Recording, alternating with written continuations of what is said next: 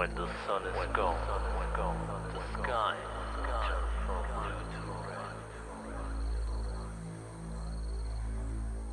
When the sun is gone, silence and peace is what you get.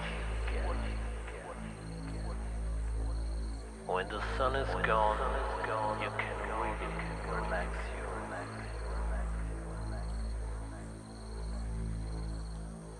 When the sun is gone, you can leave all the troubles behind.